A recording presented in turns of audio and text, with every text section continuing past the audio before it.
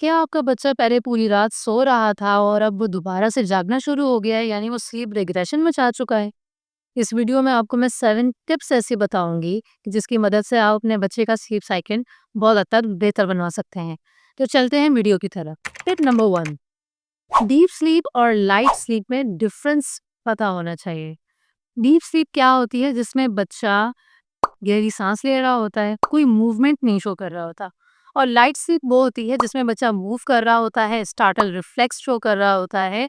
इसके अलावा अगर उसकी आंखें बंद भी होती हैं तो वो अंदर आपको नजर आ रहा होगा कि उसकी आंख मूव कर रही है। इन दोनों चीज़ों में जब आप डिफरेंशिएट कर सकेंगे तो आपको हेल्प मिलेगी कि आपने अपने बच्चे की डीप स्लीप कैसे प्रोलॉन्ग करनी है। टिप नंबर 2, वो है टेम्परेचर मेंटेन रखना। बच्चे को नॉर्मली 16 से लेके 25 डिग्री सेंटीग्रेड तक का टेम्परेचर ऑप्टिमम लगता है। उससे कम हो जाएगा तो उसको ठंड लगेगी और अगर उससे ज़्यादा हो जाएगा तो बॉडी का टेम्परेचर ज़्यादा गर्म हो जाएगा। बच्चे टेम्परेचर के ऊपर बहुत ज़्यादा रिएक्ट करते हैं, उसकी वजह है उनका थर्मोस्टेट अभी नहीं बना होता।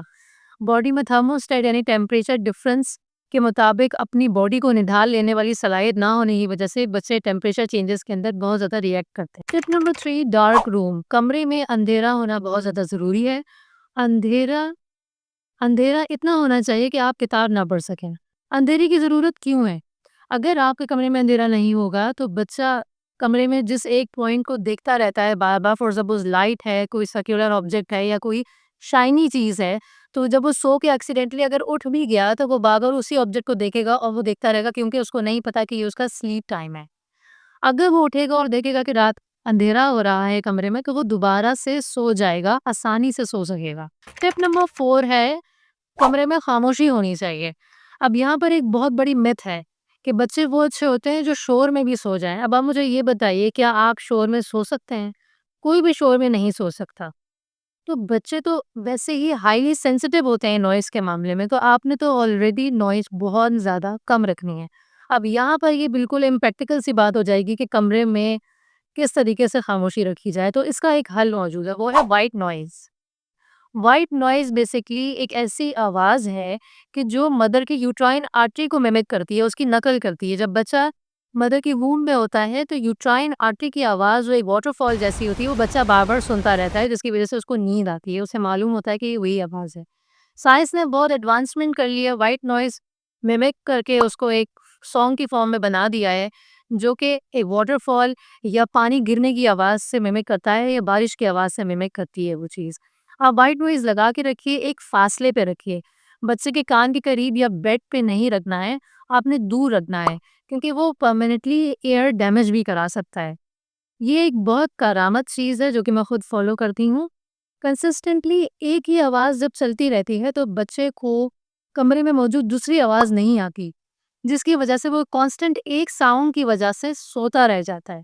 अब इसमें ख़्याल ये करना है कि अगर उसका नैप टाइम है, तो आपने कंसिस्टेंटली उतनी ही देर के लिए चलाना है और अगर बेड टाइम है, तो आपने इसको कंसिस्टेंटली उतने ही टाइम के लिए चलाना है। अगर आप बीच में उसको बंद कर देंगे, तो अगेन बच्चा एक्सीडेंटली जाग सकता है। टिप नंबर 5 इज़ स्वर्डलिंग, यानी बच्चे को रैप करके रखना, लपेट के रखना। अब यहाँ पर क्यों ज़रूरी है? बच्चा जब छोटा होता है, तो वो स्टार्टल रिफ्लेक्स शो करता है।